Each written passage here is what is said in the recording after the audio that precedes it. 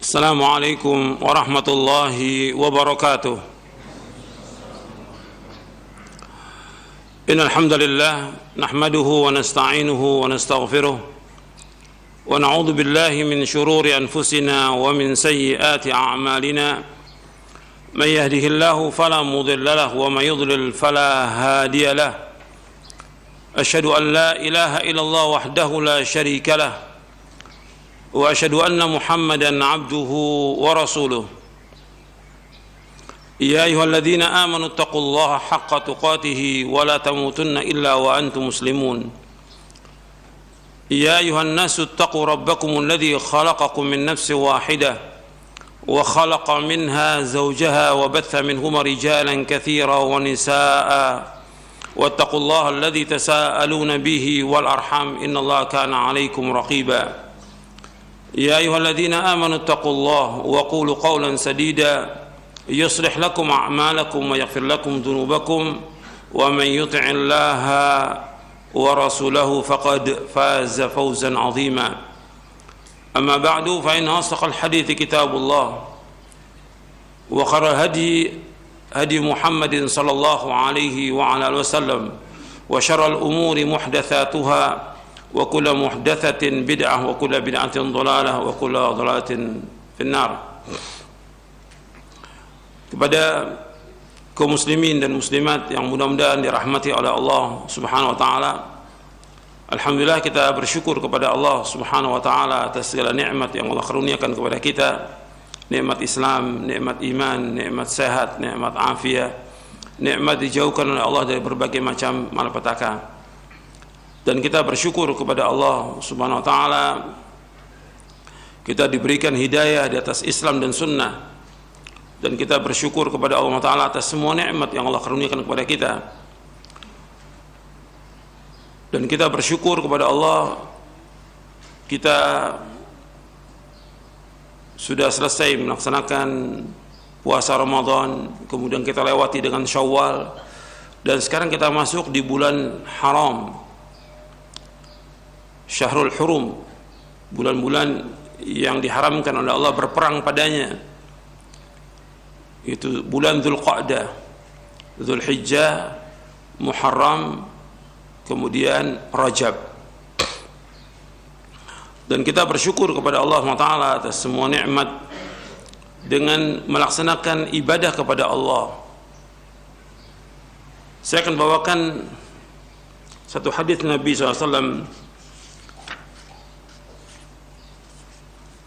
berkaitan dengan luasnya rahmat Allah yang kita harus berusaha untuk mengerjakannya. Saya bawakan dalam buku saya Amalan Sunnah Setahun.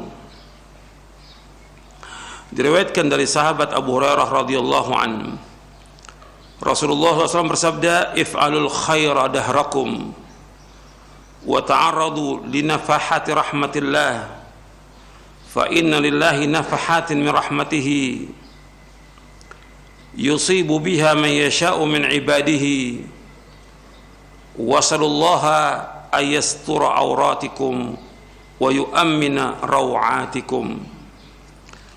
Kata Nabi SAW, "If'alul khaira dahrakum." Kerjakanlah oleh kalian seluruh kebaikan sepanjang tahun.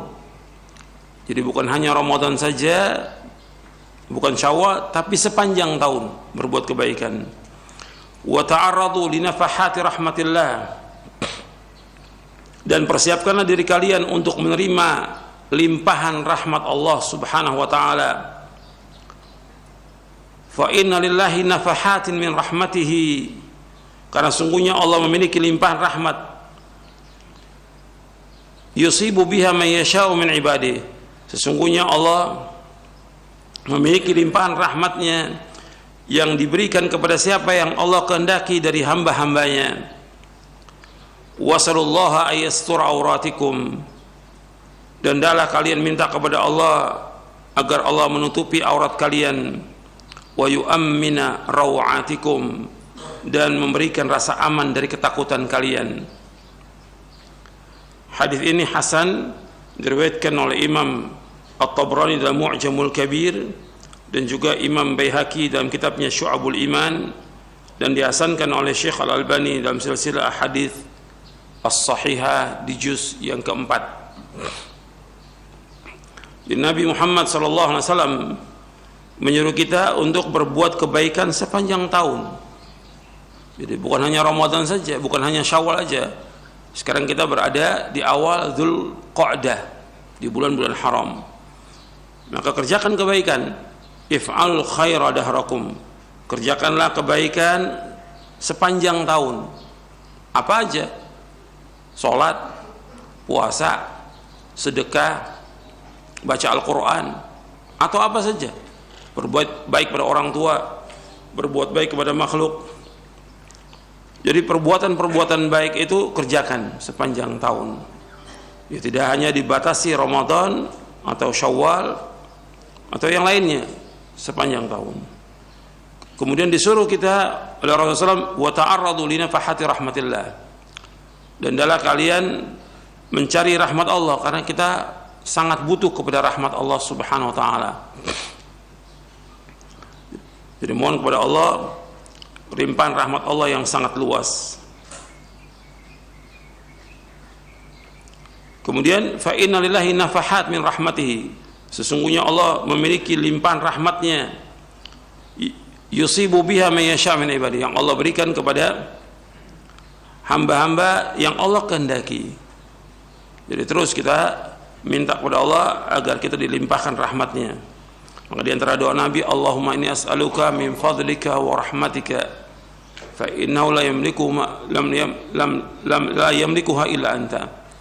Ya Allah, aku mohon kepada Engkau karuniamu dan rahmatmu, karena enggak ada yang memiliki kecuali Engkau ya Allah.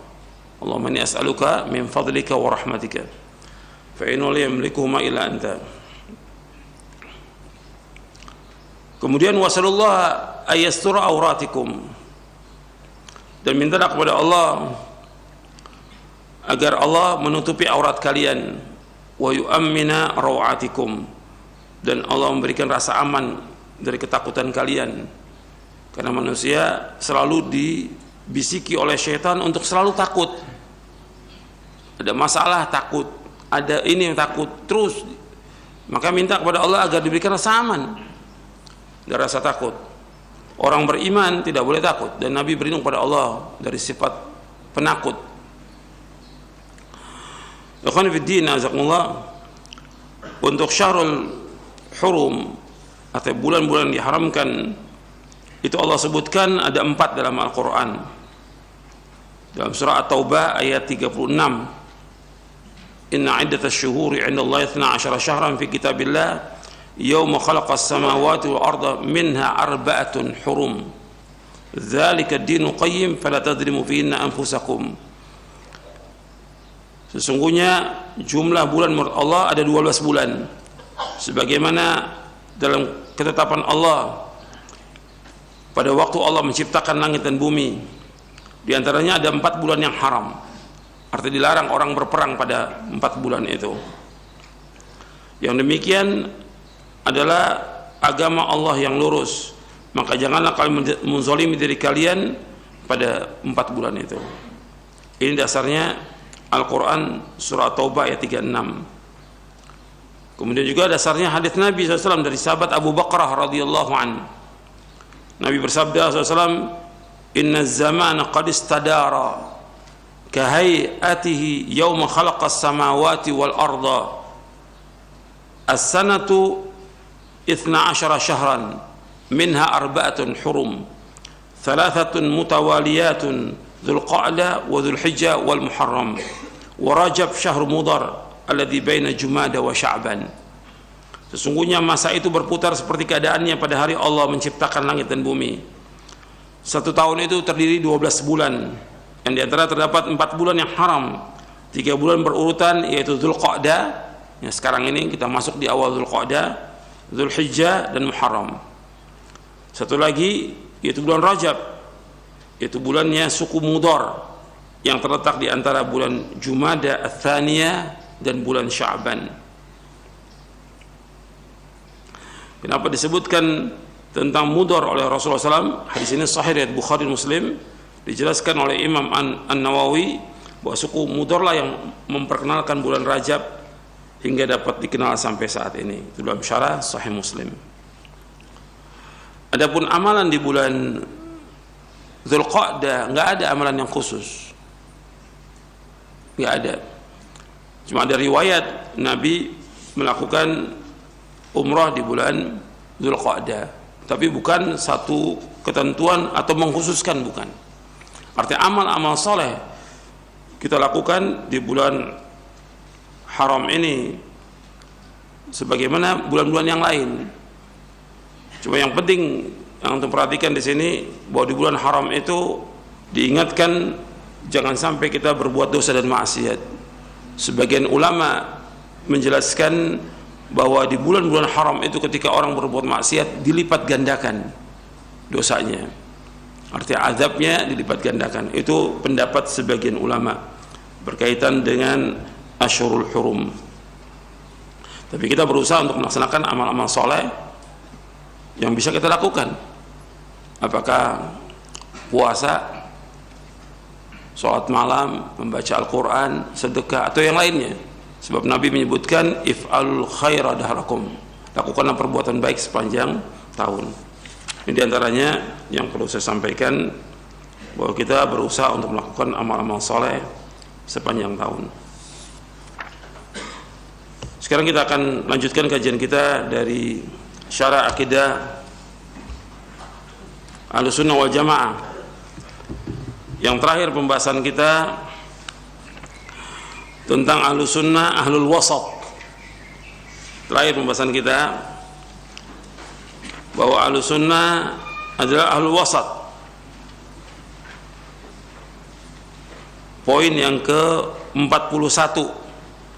Kita baru bahas poin yang pertama. Jadi Ahlul Wasat dibahas oleh para ulama, di antaranya yang saya nukil ini dari Al-Aqidah Al-Wasatiyah oleh Syekhul Islam Ibn Taimiyah. Dia membawakan 5 di antara contoh wasatnya Ahlussunnah. Yang pertama yang sudah kita bahas, bahwa Ahlussunnah pertengahan dalam masalah sifat Allah antara golongan Jahmiyah dan Musyabbihah. Yang kedua, Ahlussunnah pertengahan antara aliran Jabariyah dan Qadariyah dalam masalah af'alul ibad, perbuatan hamba. Yang ketiga, mereka Ahlussunnah pertengahan dalam masalah ancaman Allah antara Murji'ah dan aliran Wa'idiyah dari kalangan Qadariyah dan selain mereka. Yang keempat, Ahlussunnah pertengahan dalam nama-nama iman dan agama, atau dengan istilah yang lain yaitu asma wal ahkam, dalam masalah nama dan hukum. Yang kelima, Ahlussunnah pertengahan antara golongan Rafidhah dan Khawarij dalam masalah sahabat Nabi Muhammad SAW. Ini dari kitab Al-Aqidah Al-Wasatiyah oleh Syekhul Islam Ibn Taimiyah rahimahullah. Poin yang pertama sudah kita bahas. Sekarang kita masuk yang kedua, tentang Ahlussunnah Ahlul Wasat, itu pertengahan. Yang kedua, Ahlussunnah pertengahan antara aliran Jabariyah dan Qadariyah pada masalah af'alul ibad, perbuatan hamba. Ini sebenarnya juga sudah kita bahas dalam Al-Qadha wal Qadar di poin yang ke-40. Jadi Ahlussunnah pertengahan antara aliran Jabariyah dan Qadariyah dalam masalah perbuatan hamba. Jabariyah adalah aliran sesat dan termasuk ahlul bid'ah, berasal dari kata jabr, artinya paksaan, dan mereka mempunyai pandangan bahwa manusia dalam segala perbuatan, gerak-gerik dan tingkah lakunya adalah dipaksa, tidak memiliki kekuasaan dan kebebasan. Mereka menafikan perbuatan hamba secara hakikat dan menyandarkannya kepada Allah. Termasuk dalam aliran ini Jahmiyah. Mereka berpandangan seperti itu. Menurut Syahrastani, bahwa Jabariyah adalah 2 golongan. Yang pertama Jabariyah khalisah, yang kedua Jabariyah mutawassithah. Kemudian Qadariyah adalah aliran sesat dan termasuk ahlul bid'ah, berasal dari kata qadar, artinya ketentuan ilahi, aliran ini tidak mengakui adanya qadar tersebut dan mengatakan manusialah yang menentukan nasibnya sendiri dan dialah yang membuat perbuatannya terlepas dari qadrat dan iradat ilahi. Termasuk dalam aliran ini adalah Mu'tazilah yang juga memiliki pandangan yang sama. Jadi berkaitan dengan perbuatan hamba, kalau Jabariyah menganggap manusia ini majbur, dipaksa. Artinya apa aja yang dilakukan, apakah itu perbuatan baik atau buruk, bahwa dia majbur, dipaksa oleh Allah. Ini nggak benar. Sebab manusia punya kehendak, manusia punya keinginan, tapi kehendak dan keinginan manusia tidak lepas daripada kehendak Allah Subhanahu wa taala. Jadi Jabariyah ini majbur, mengatakan bahwa dia dipaksa oleh Allah. Ini pendapat yang sesat dan menyesatkan. Dia mengatakan bahwasanya manusia itu seperti daun yang diterpa oleh angin, kemana aja. Dan ini nggak benar. Yang kedua, yang sesat lagi Qadariyah, mengatakan bahwa perbuatan makhluk yang menentukan, yang berbuat dia sendiri, tidak ada kaitan dengan kehendak Allah. Ini juga sesat. Dan ini sudah kita bahas ketika membahas tentang al-qada wal qadar. Yang benar pandangan Ahlussunnah. Untuk melihat di bawahnya, pandangan Ahlussunnah tentang perbuatan hamba adalah, pertama, perbuatan hamba pada hakikatnya adalah ciptaan Allah. Dengan dasar ayat wallahu khalaqakum wa ma ta'malun. Dan Allah yang menciptakan kalian dan apa yang kalian kerjakan. Wallahu khalaqakum wa ma ta'malun. Dalam surah As-Saffat ayat 96. Jadi Allah yang menciptakan kamu dan apa yang kamu perbuat. Kemudian yang kedua, yang melaksanakan perbuatan tersebut adalah hamba itu sendiri. Ketika dia melaksanakan sholat, dia sendiri melakukan. Puasa, ketika dia bersedekah, ketika dia menyuruh yang ma'ruf, ketika dia berbuat dosa, umpamanya dia mencaci maki, berbuat dosa, atau dia minum khamr, atau dia berzina, yang melakukan perbuatan itu dia sendiri, hamba itu sendiri melakukan. Meskipun semua perangkat dari dirinya Allah yang menciptakan semuanya, sifat-sifatnya semua Allah yang menciptakan, tapi ketika melakukan perbuatan itu, yang melakukan hamba itu sendiri. Apakah itu perbuatan baik atau buruk, maka dia dibalas sesuai dengan perbuatan yang dia lakukan, baik atau buruk. Jadi ini pandangan Ahlussunnah. Yang melaksanakan perbuatan itu adalah hamba itu sendiri. Yang ketiga, seorang hamba mempunyai kekuasaan atau kemampuan untuk melaksanakan perbuatannya secara hakiki dan mempunyai pengaruh atas terjadinya perbuatan itu. Dan Allah lah yang memberikan kemampuan kepada mereka untuk melakukan perbuatan tersebut. Jadi seorang hamba mempunyai kekuasaan, mempunyai kemampuan untuk melaksanakan perbuatan secara hakiki dan mempunyai pengaruh atas terjadinya perbuatan itu. Dan Allah yang memberikan kemampuan kepada mereka untuk melakukan perbuatan tersebut. Ini pandangan Ahlussunnah. Dan ini sudah kita bahas.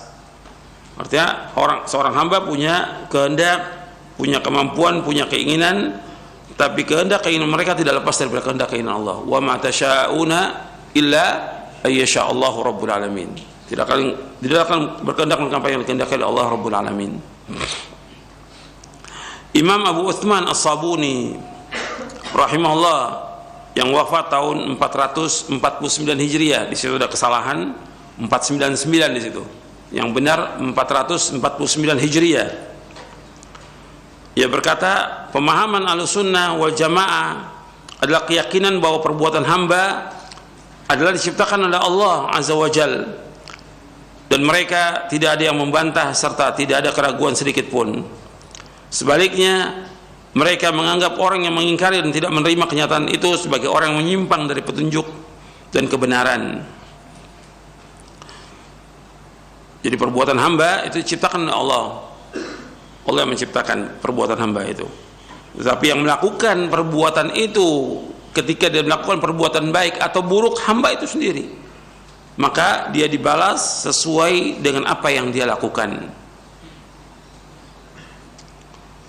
Sekarang kita masuk yang ketiga, karena ini sudah kita bahas di dalam Al-Qadha wal Qadar di poin yang ke-40. Mereka Ahlussunnah pertengahan dalam masalah ancaman Allah antara Murji'ah dan aliran Wa'idiyah dari kalangan Qadariyah dan selain mereka. Jadi mereka Ahlussunnah pertengahan dalam masalah ancaman Allah. Jadi menurut mereka bahwa Allah ini mengancam orang yang berbuat dosa besar dengan hukuman neraka. Maka harus terlaksana karena Allah tidak menyalahi janjinya. Ini bagi Wa'idiyah. Adapun Murji'ah tidak. Murji'ah itu ini aliran sesat, maka saya sebutkan di sini Murji'ah adalah aliran sesat dan termasuk al-bid'ah. Berasal dari kata irja yang berarti pengakhiran, sebab mereka mengakhirkan atau memisahkan amal dari iman. Mereka mengatakan satu dosa tidak membahayakan selama ada iman, sebagaimana satu ketaatan tidak berguna selama ada kekafiran. Menurut mereka, amal tidak termasuk dalam kriteria iman, serta iman tidak bertambah dan tidak berkurang. Ini sesat ini. Ini aliran Murji'ah. Jadi bagi Murji'ah, orang yang berbuat dosa itu nggak apa-apa. Menurut Murji'ah, selama orang itu ada iman, perbuatan dosa apa saja tidak berpengaruh dengan iman. Berarti di sini Murji'ah ini menganjurkan apa? Berbuat dosa dan maksiat. Ini sesat Murji'ah ini. Dan dia mengatakan bahwasanya amal itu tidak masuk daripada iman. Ini Murji'ah. Amal tidak masuk dari bagian iman. Sedangkan Ahlussunnah bahwa amal itu termasuk rukun yang besar dalam masalah iman, amal itu. Jadi bagi Murji'ah amal itu tidak termasuk dari bagian iman. Kemudian iman itu menurut mereka tidak bertambah dan tidak berkurang. Jadi pokoknya di sini ada 3 poinnya. Yang pertama, bahwa amal tidak termasuk dari iman. Ini Murji'ah nih, aliran sesat Murji'ah, bahwa amal tidak termasuk daripada iman. Yang kedua, satu dosa itu tidak membahayakan selama masih ada iman. Satu dosa itu menurut mereka tidak berbahaya selama masih ada iman.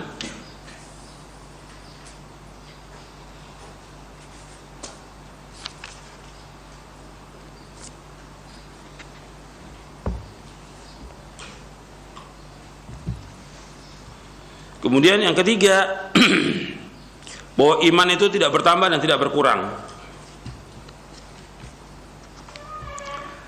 Ini semuanya kesesatan ini. Ini aliran Murji'ah.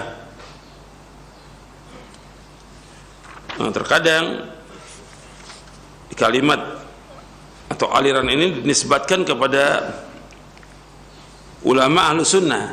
Ya.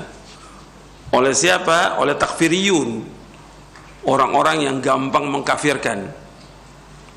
Padahal ini jelas nih bahwa beda jauh antara Murji'ah dengan Ahlussunnah. Beda jauh. Sebab menurut Ahlussunnah bahwa amal masuk dari bagian dari iman. Kemudian Ahlussunnah bahwasanya dosa itu membahayakan iman seseorang. Tentu nanti kita akan bahas berkaitan dengan prinsip Ahlussunnah tentang din dan iman di poin yang ke-42 nanti pembahasan. Kemudian juga menurut Ahlussunnah bahwa iman itu bertambah dan berkurang. Jadi beda antara Murji'ah dengan Ahlussunnah.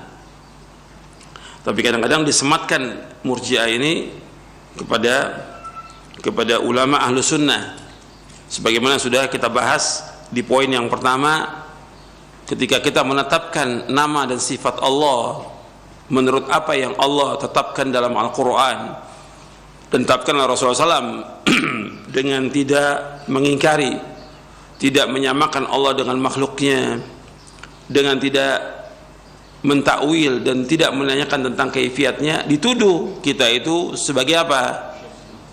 Musyabbiha atau mujassima, seperti tokoh-tokoh al-bid'ah sekarang ini nuduh kita sebagai mujassima. Ketika kita menetapkan nama dan sifat Allah, ketika kita menetapkan bahwa Allah itu di atas arsy, bahwa Allah itu mempunyai wajah, Allah punya tangan dan yang lainnya, mereka mengatakan kita ini musyabbiha, mujassima. Padahal tidak, kita menetapkan apa yang Allah tetapkan dan apa yang ditetapkan oleh Rasulnya sallallahu alaihi wasallam. Tidak boleh kita mengingkari, tidak boleh kita mentakwil, tidak boleh kita menyamakan Allah dengan makhluknya. Laisa kamitslihi syai'un wa huwas samiul basir. Allah enggak sama dengan makhluknya. Dan tidak boleh menyamakan tentang bagaimana. Ini sudah kita bahas. Tapi tetap aja mereka nuduh kita musyabbiha, mujassimah. Sama juga dengan ulama Ahlus Sunnah yang menjelaskan masalah-masalah yang penting, dituduh ulama ini murji'ah. Oleh siapa? Oleh takfiriyun. Pokok yang besar ya yang mereka tuduh kepada Syekh Albani rahimahullah berkaitan dengan masalah yang pertama, bahwa orang yang dia tidak sholat itu tidak dikafirkan. Dia tidak sholat, dia orang Islam, dia nggak sholat, tidak dikafirkan. Meskipun sebagian ulama mengkafirkan. Ketika Syekh Albani tidak mengkafirkan, dituduh apa? Murji'ah. Padahal nas menyebutkan demikian. Gitu. Artinya jelas orang yang meninggalkan sholat, dia tidak sholat, dia orang Islam, meninggalkan sholat, dia telah melakukan perbuatan dosa besar yang paling besar. Bagaimana dijelaskan oleh Al-Imam Ibnu Qayyim dan juga oleh Syekhul Islam. Dosa besar yang paling besar. Tapi mengatakan dia kafir, ini perlu kepada apa? Dalil. Meskipun ada beberapa riwayat, tapi tidak menyebutkan bahwa kalau dia meninggalkan sholat itu kemudian keluar dari Islam, perlu kepada rincian. 1 sholat, 2 sholat, 1 hari, seminggu, itu kan perlu rincian. Ada nggak dalilnya? Sekarang umpamanya orang meninggalkan sholat, ketika dia meninggalkan sholat 1 kali subuh, kafir. Kalau dia sholat duhur lagi, apa dia syahadat lagi? 1 kali, 2 kali, itu kan perlu rincian, perlu dalil. Kalau nggak ada dalil, kita jangan mengkafirkan. Nah, ketika Syekh Albani tidak mengkafirkan, nah itu dua apa? Murji'ah. Yang kedua, yang pokok, itu berkaitan dengan berhukum dengan hukum Allah. Berhukum dengan hukum Allah wajib, kita wajib melaksanakan. Nas mengatakan wa man lam yahkum bima anzalallah fa ulaika humul kafirun. Barang siapa tidak berhukum dengan hukum Allah maka dia kafir. Tapi penjelasan Ibnu Abbas dan juga yang lainnya, Imam Taus dan yang lainnya ketika menyebutkan kafir di sini, mereka menyebutkan apa? Kufrun duna kufrin.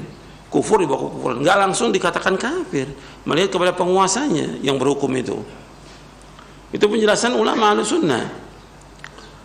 Jadi harus rinci. Ketika Syekh Albani tidak mengkafirkan, tidak langsung mengkafirkan, tapi perlu rincian bagaimana hakim itu. Dan ada di sini, di buku ini ada pembahasannya.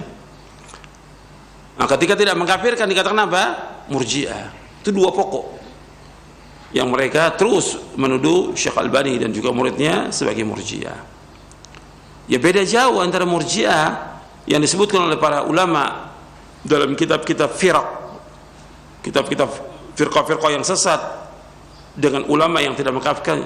Kalau nggak mengkafirkan karena dasar, ada dalil, ada keterangan, ada rincian dari penjelasan para sahabat radhiyallahu anhum dan juga para tabi'in dan tabi'ut tabi'in dan para mufassirin tentang ayat itu. Jadi ini termasuk gegabah mengatakan murji'ah kepada ulama Ahlus Sunnah. Ini takfirin, orang-orang hizbi yang pertama kali menuduh Ahlus Sunnah ini dengan murji'ah.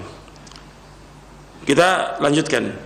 Jadi Ahlus Sunnah pertengahan antara masalah ancaman Allah, antara murji'ah dan wa'idiyah. Bagi murji'ah itu tidak ada ancaman Allah. bagi Murji'ah gitu. Karena apa? Dosa tidak membahayakan iman. Ini sesat. Beda lagi dengan Wa'idiyah. Wa'idiyah ini aliran sesat dan termasuk al-bid'ah, berasal dari kata wa'id yang berarti ancaman. Mereka berpendapat bahwa Allah harus melaksanakan ancamannya sebagaimana yang disebutkan dalam Al-Quran. Oleh karena itu mereka berpendapat bahwa pelaku dosa besar apabila ia wafat tanpa bertaubat, maka ia akan kekal dalam neraka sebagaimana yang diancamkan oleh Allah terhadap mereka, sebab Allah tidak menyalahi janjinya. Kata mereka, innallaha la yukhliful mi'ad, Allah enggak menyalahi janjinya. Jadi mereka berpendapat Allah harus melaksanakan ancamannya, jadi mengharuskan kepada Allah. Oleh karena itu mereka berpendapat bahwa pelaku dosa besar apabila ia wafat tanpa bertobat kekal dalam neraka. Ini pendapatnya Wa'idiyah, pendapatnya Qadariyah, pendapatnya Khawarij, dan juga pendapatnya Mu'tazilah. Terkumpul itu semuanya di situ. Karena bagi Khawarij dan Mu'tazilah, pelaku dosa besar kalau dia tidak tobat dan dia mati dalam keadaan tidak tobat, tempatnya kekal dalam neraka. Ini menurut Khawarij, Mu'tazilah, dan Qadariyah. Ini pendapatnya Wa'idiyah. Sedangkan pandangan Ahlussunnah, untuk melihat di bawahnya, pandangan Ahlussunnah bahwasanya seorang muslim yang berbuat dosa besar akan mendapat ancaman dengan neraka apabila ia tidak bertobat. Jika Allah menghendaki, Allah akan mengampuninya, dan jika Allah menghendaki, Allah akan menyiksanya dalam neraka. Tetapi dia tidak kekal dalam neraka, tidak kekal dalam neraka, sesuai dengan nas Al-Quran. Karena Allah berfirman, innallaha la yaghfiru ayyushraka bihi wa yaghfiru ma duna dzalika liman yasha wa may yusyrik billahi faqad iftara itsman 'azima. Allah berfirman dalam surah An-Nisa di ayat 48, innallaha la yaghfiru ayyushraka bihi wa yaghfiru ma duna dzalika liman yasha. Sesungguhnya Allah tidak akan mengampuni dosa orang yang berbuat syirik, dan Allah mengampuni dosa selain syirik bagi siapa yang Allah kehendaki. Jadi kalau orang berbuat dosa besar, apakah dia minum khamar, apakah dia berzina, atau dia durhaka, atau yang lainnya, kemudian dia mati dalam keadaan dia tidak bertaubat kepada Allah, mati dengan bertaubat, maka dia tahtal masyiah. Ini dia tidak berbuat syirik, tidak berbuat dosa besar selain syirik, dia mati dengan tidak bertaubat, maka ini diserahkan kepada siapa? Kepada Allah. Innallaha la yaghfiru ayyushraka bihi wa yaghfiru ma duna dzalika liman yasha. Allah mengampuni siapa yang Allah kehendaki dari hamba-hambanya. Artinya Allah mengampuni selain dari syirik bagi siapa yang Allah kehendaki. Jadi berkaitan orang yang berbuat dosa besar, kalau dia meninggal dunia, maka ini terserah kepada Allah. Kalau Allah mau ampunkan, Allah ampunkan. Kalau Allah mau siksa, Allah siksa. Tapi ketika Allah siksa mereka dalam neraka, kekal atau tidak? Tidak, karena mereka muslim. Kita bicara ini orang Islam yang berbuat dosa besar. Ini berkaitan dengan wa'id. Betul Allah ancam orang yang berbuat dosa ini, diancam neraka. Orang yang kan banyak ayatnya, banyak juga hadis. Orang yang durhaka diancam dengan neraka. Orang yang tidak pakai jilbab diancam dengan neraka. Orang yang riba diancam dengan, banyak sekali nas, baik Al-Quran maupun hadis Nabi yang sahih. Tapi itu bentuknya ancaman. Soal ancaman itu kena kepada orang itu tergantung kepada siapa? Tergantung kepada siapa? Kehendak Allah SWT. Kan Allah menyebutkan wa yaghfiru ma duna dzalika liman yasha. Allah mengampuni dosa selain itu bagi siapa yang Allah kehendaki. Ya, tergantung dari masyiatullah, kehendak Allah. Kenapa harus dipaksakan wa'id itu, ancaman itu harus dilaksanakan? Ini pendapat yang sesat dari Wa'idiyah, dari Khawarij, Mu'tazilah, dan yang lainnya. Kita masuk yang keempat. Ahlussunnah pertengahan dalam masalah nama-nama dan iman, atau dengan istilah yang lain, wasatiyatuhum fil asma' wal ahkam. Ahlussunnah pertengahan dalam masalah nama dan hukum.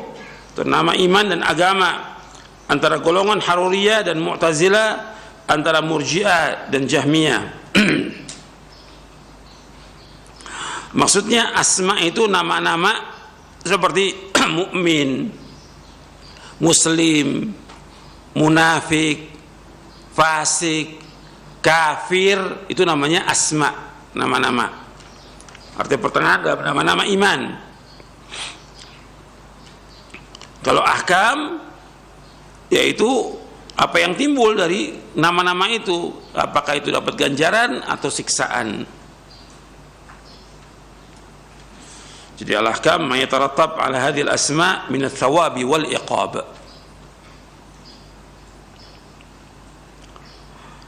Haruriyah adalah aliran sesat dan termasuk ahlul bid'ah, berasal dari kata harura, yaitu suatu tempat di dekat Kufah. Haruriyah termasuk salah satu sekte dalam aliran Khawarij. Jadi Haruriyah dan Mu'tazilah maksudnya Khawarij dan Mu'tazilah.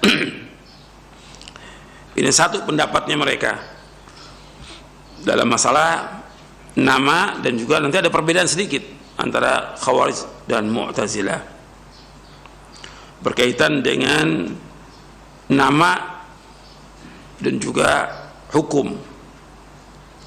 Dinamakan demikian, yaitu Haruriyah, karena di tempat itulah mereka berkumpul ketika mereka keluar atau memberontak dari kekhalifahan Ali bin Abi Thalib radhiyallahu an. Menurut mereka pelaku dosa besar adalah kafir, dan di akhirat ia kekal dalam neraka. Ini menurut pendapatnya Khawarij. Haruriyah adalah Khawarij. Haruriyah adalah Khawarij. Jadi menurut Khawarij, bahwa orang yang berbuat dosa besar kafir, di akhirat kekal dalam neraka.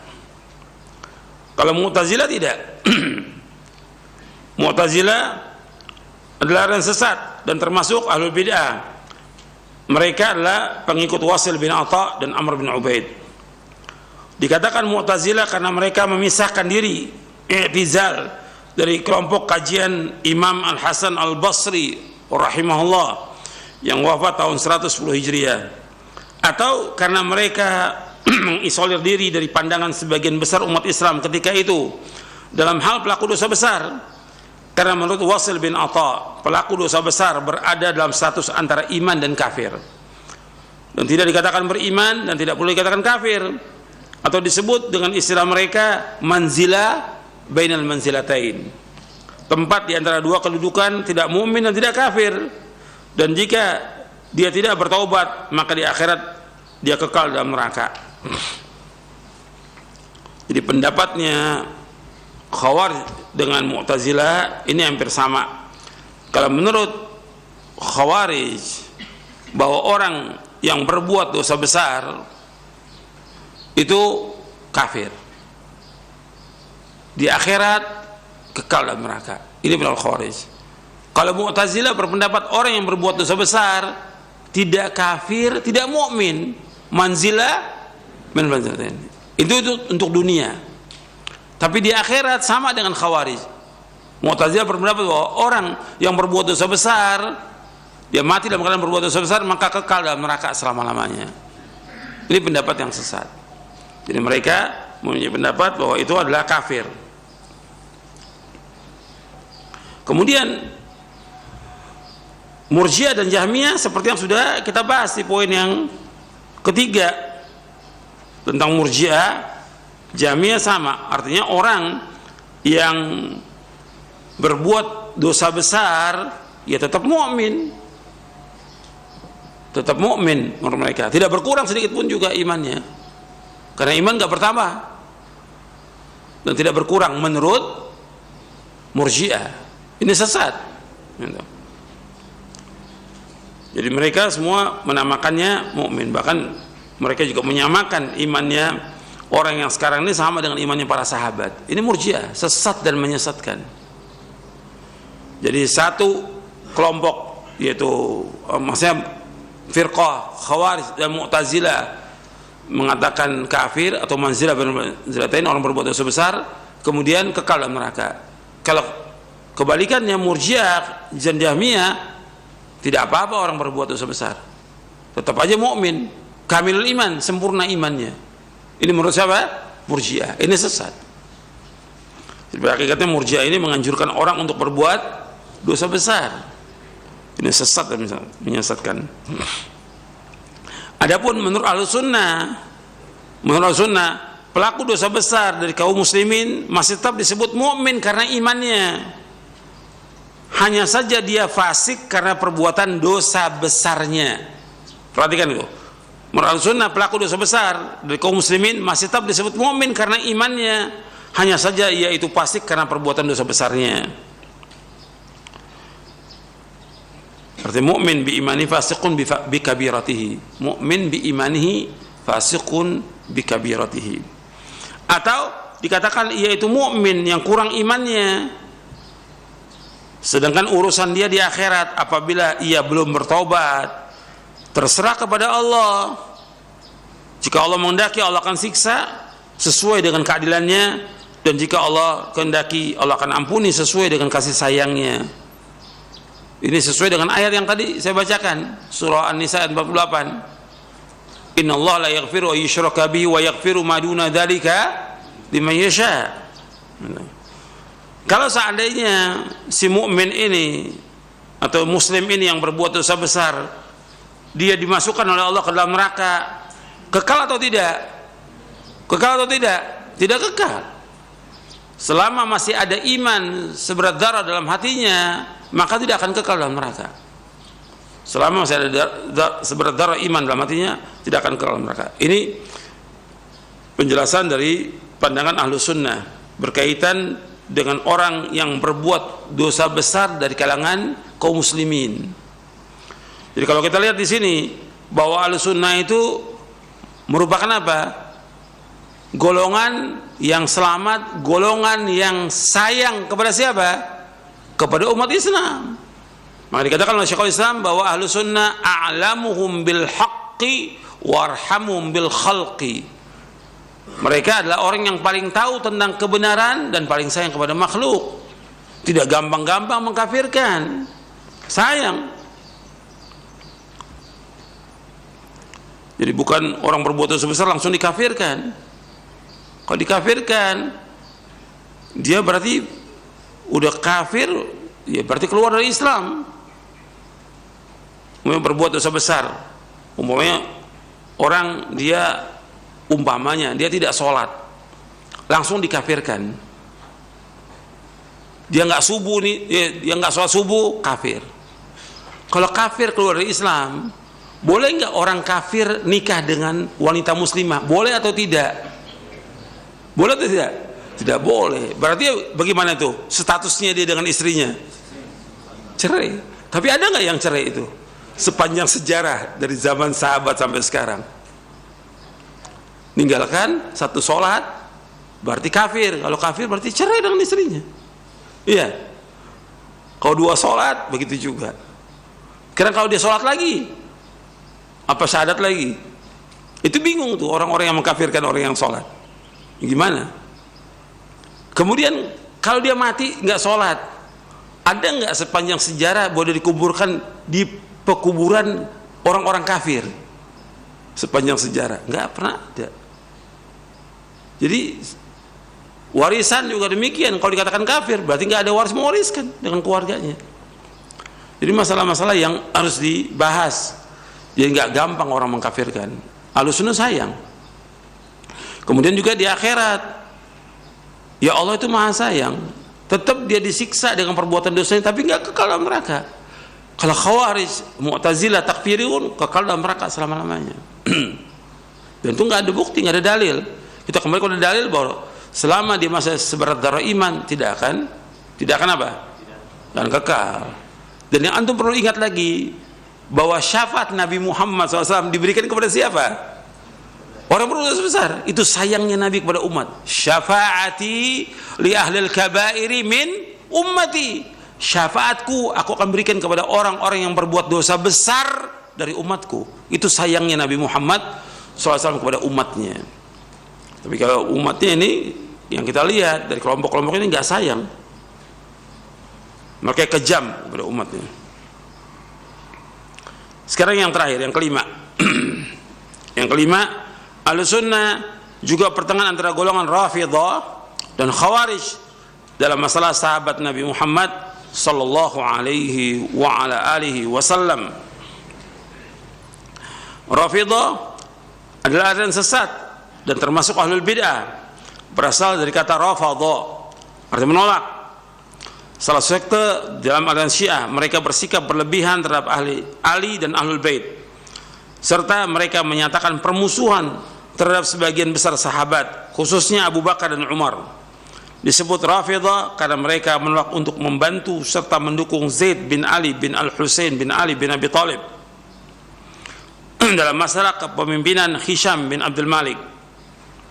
Sebabnya karena mereka minta kepada Zaid supaya menyatakan tidak berpihak kepada Abu Bakar dan Umar radhiyallahu anhuma. Beliau menolak dan tidak mau, sehingga mereka menolak untuk mendukungnya. Oleh karena itu mereka disebut dengan Rafidhah. Ini disebutkan oleh Syekhul Islam Ibnu Taimiyah dalam Minhaj Sunnah, begitu juga oleh Imam Abu Hasan Asy'ari dalam Maqalatul Islamiyin. Artinya Rafidhah, sebagian ulama menyebutkan Rafidhah ini kafir karena dia mengkafirkan para sahabat radhiyallahu anhum ajma'in, dan juga mereka ghulu kepada imam-imam mereka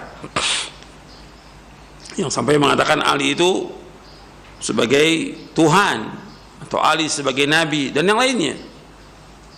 Jadi, imam-imam itu punya kedudukan, kata mereka, lebih tinggi daripada para nabi dan para rasul. Ini sudah kafir. Maka sebagian ulama mengkafirkan. Mereka Rafidhah ini mengkafirkan para sahabat. Begitu juga Khawarij. Khawarij adalah sesat dan termasuk ahlul bid'ah, berasal dari kata kharaja yang berarti keluar. Satu aliran yang menyempal dari agama Islam, dan mereka keluar dari para imam pilihan dari kaum muslimin. Bahkan aliran sesat ini mengkafirkan Ali dan Muawiyah serta para pendukung keduanya. Mereka Khawarij disebut demikian karena menyatakan keluar dari kekhalifahan Ali radhiyallahu an setelah peristiwa Siffin. Prinsip Khawarij yang paling mendasar ada tiga, yang mereka telah menyimpang, sesat, dan menyesatkan kaum muslimin. Prinsipnya Khawarij ada tiga. Yang pertama, mengkafirkan Ali bin Abi Thalib, Utsman bin Affan, dan dua hakim radhiyallahu anhum ajma'in. Yang dimaksud dengan dua hakim adalah dua orang utusan untuk melerai perselisihan antara Ali dan Muawiyah. Dari pihak Ali diutus Abu Musa al-Asy'ari, dan dari pihak Muawiyah diutus Amr bin As radhiyallahu anhum ajma'in. Jadi di antara prinsip Khawarij yang pertama, mengkafirkan Ali bin Abi Thalib radhiyallahu anhu, Utsman bin Affan radhiyallahu anhu, dan dua hakim radhiyallahu anhuma, yaitu Abu Musa al-Asy'ari dan juga Amr bin As.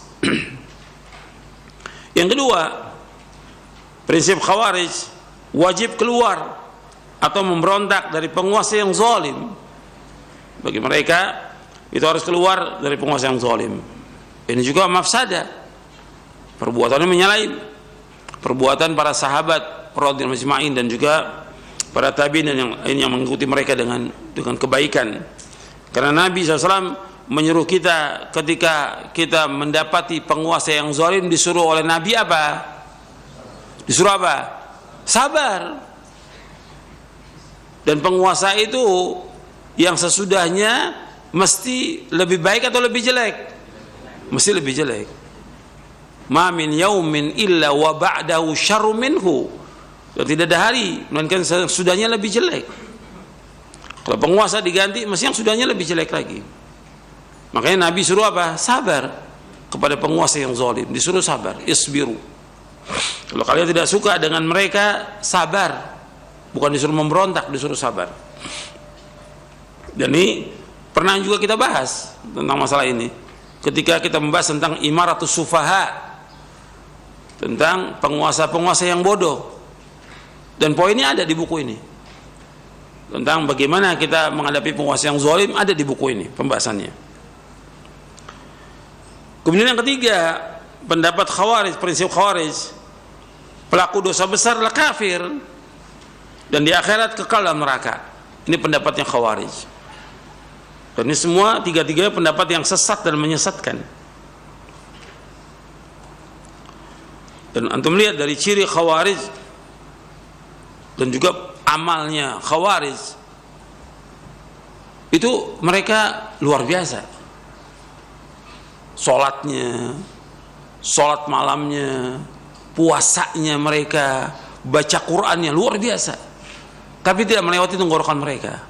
Mereka keluar dari Islam sebagaimana keluar anak panah dari busurnya. Dan riwayat Abu Ya'la, Nabi bersabda, "Saqra'ul Qur'ana rijalun la yujawizu hanajirahum yamruquna minad din kama yamruqu sahmu min ramiyah." Nanti akan ada orang membaca Al-Qur'an, dibaca oleh siang malam, tapi Al-Qur'an tidak melewati tenggorokan mereka. Mereka keluar dari Islam sebagaimana keluar anak panah dari busurnya. Ini Khawarij. Amalnya Masya Allah, tapi mereka tidak mengikuti manhaj para sahabat. Mereka menyimpang dari manhaj para sahabat, sesat. Makanya tentang amal-amal seseorang, betapa hebatnya, kita lihat bagaimana akidahnya, bagaimana manhajnya mereka. Itu harus dilihat, itu yang paling penting. Akidahnya bagaimana, manhajnya bagaimana, benar atau tidak. Jadi firqah yang pertama keluar dari umat Islam adalah Khawarij.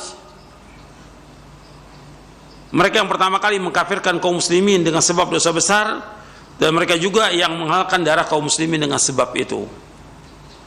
Jadi fitnahnya besar. Nanti kita akan bahas tuh di poin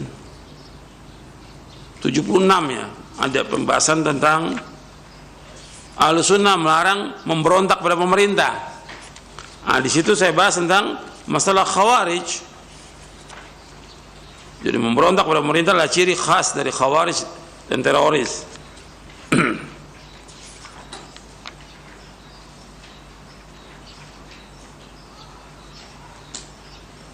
Nabi menyebutkan, kata Nabi SAW, "Innahu yakhruju min dhi'di hadha qaumun yatluna kitab Allah ratban la yujawizu hanajram yamruquna min ad-din kama yamruqu sahmu min ramiyah."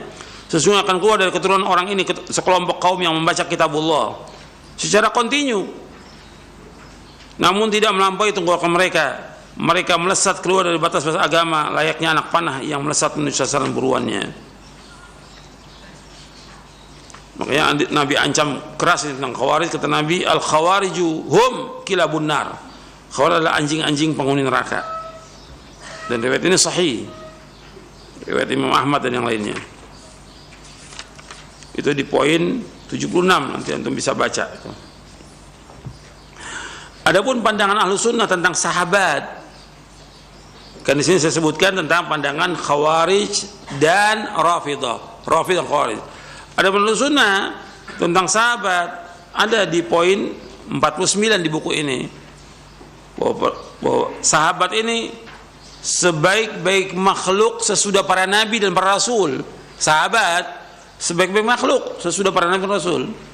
Nabi menyebutkan khairun nasi qarni, khairun nas, sebaik-baik manusia pada zamanku. Artinya sahabat ini adalah orang yang paling baik sesudah para nabi dan rasul. Nggak pernah ada sebelum zamannya Nabi Muhammad SAW dan tidak pernah akan ada lagi. Sahabat ini generasi yang terbaik. Khairun nas, khairukum, khairu ummati, sebagai umatku. Tapi kalimat khairul qurun tidak ada, nggak ada. Yang ada khairun nas, yang ada khairu ummati, yang ada khairukum. Jadi para sahabat adalah sebaik-baik manusia yang ditampilkan di tengah-tengah manusia. Kuntum khaira ummatin ukhrijatin nas ta'muruna bil ma'ruf wa tanhauna 'anil munkar wa tu'minuna billah. Kalian sebaik-baik umat yang ditampilkan di tengah manusia, menyuruh yang ma'ruf, mencegah yang munkar, beriman kepada Allah. Dalam surah Ali Imran ayat 10. Kemudian juga bahwa para sahabat adalah orang-orang yang Allah redha kepada mereka. Laqad radiyallahu 'anil mu'minin idh yubayyi'unaka tahta syajarah. Allah redha kepada kaum mukminin yang berbaik kepada engkau di bawah pohon. Dan Allah redha juga kepada mereka seperti yang Allah sebutkan dalam surah At-Taubah ayat 100. radhiyallahu anhum wa radu'an, Allah ridha kepada mereka. Kemudian juga Allah memuji mereka, para sahabat. Allah memuji para sahabat, dan Allah menjamin mereka semuanya dengan sorga. Wa kullan wa'adallahul husna, bahwa mereka semua kami jamin dengan sorga.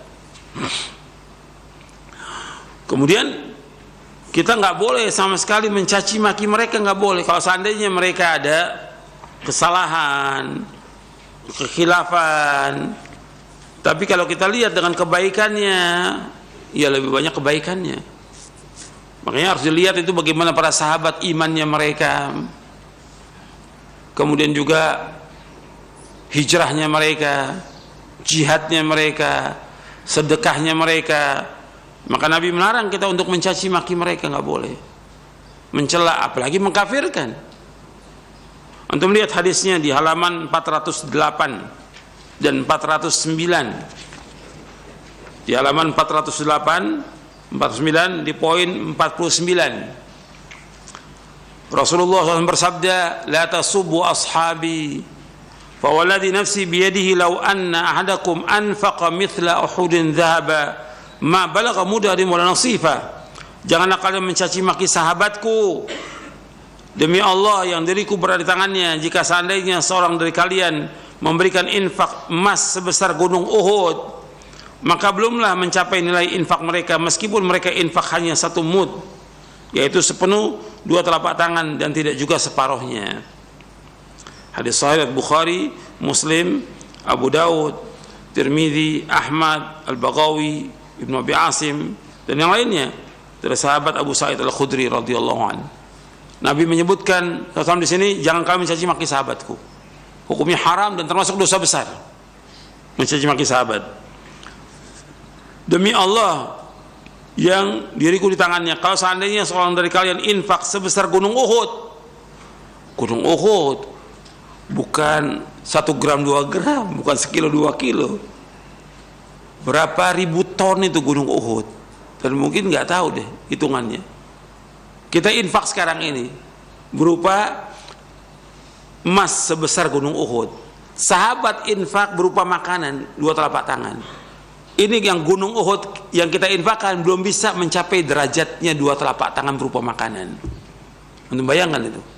Ini yang bersabda siapa? Rasulullah SAW As-Sadiqul Masduq. Artinya infaknya kita sebesar gunung Uhud. Umpama yang kita anggap kita infak 1 kilogram emas gitu. Udah berapa tuh 1 kilogram emas kita infak? Dibandingkan dengan sahabat, itu belum bisa mencapai. Ini Nabi membayangkan yang paling besar 1 gunung Uhud emas itu. Menunjukkan bahwa para sahabat tuh sangat tinggi kedudukannya di sisi Allah SWT. Allah redha dengan mereka. Dan menunjukkan bahwa keikhlasan mereka luar biasa. Ikhlasnya mereka, imannya mereka, bahwa mereka infak dengan sebesar 2 telapak tangan, itu sudah diterima oleh Allah SWT karena keikhlasannya. Sedangkan kita infak nggak bisa mencapai derajat mereka. Ini sabda Nabi SAW. Makanya orang yang melaknat sahabat itu, orang yang mencaci sahabat dilaknat oleh Allah. Kita melihat hadisnya, man sabba ashabi fa alaihi la'natullah wal malaikatu wan nas ajma'in. Barang siapa mencaci maki sahabatku, maka baginya laknat Allah, malaikat, dan seluruh manusia. Dan juga ini hadis hasan riwayat Tabrani bin Abdul Kabir dari sahabat Ibnu Abbas. Kata Ibnu Umar, berdirinya sesaat sahabat itu bersama Nabi lebih baik dari ibadah seorang sepanjang umurnya. Itu Anda melihat penjelasan Ibnu Umar di halaman 409. Kata Abdullah bin Umar radhiyallahu anhuma, janganlah kalian mencaci maki para sahabat Nabi Muhammad SAW. Berdirinya mereka sesaat bersama Nabi SAW lebih baik daripada ibadah kalian sepanjang umurnya. Dan riwayat ini sahih dari Ibnu Umar, diriwayatkan Imam Ahmad dalam kitabnya Fadailus Sahabah, Ibnu Abi Asim, Ibnu Majah, dan sanadnya sahih. Jadi kedudukan sahabat itu luar biasa. Makanya nggak boleh kita mencaci maki mereka. Dan mereka tidak masuk neraka, tidak masuk neraka. Ya mata Nabi SAW, lan yadkhulun nar rajulun syahida badran wal hudaybiyah. tidak akan masuk neraka seorang yang ikut hadir dalam perang Badar dan perjanjian Hudaybiyah. Yang pertama kali ikut dalam perang Badar yang paling dekat dengan Nabi siapa? Abu Bakar dan Umar. Yang hadir dalam Hudaybiyah siapa yang paling pertama kali? Abu Bakar dan Umar. Abu Bakar, Umar, Uthman, Ali radhiyallahu ajma'in. Tapi yang dicaci maki oleh Syiah siapa? Abu Bakar dan Umar. Hatta dalam salat mereka.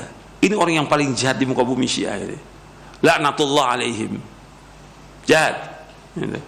Bayangkan orang yang paling berjasa dalam Islam ini Abu Bakar dan Umar, dan merupakan sahabat yang paling dekat dan juga mertuanya Nabi.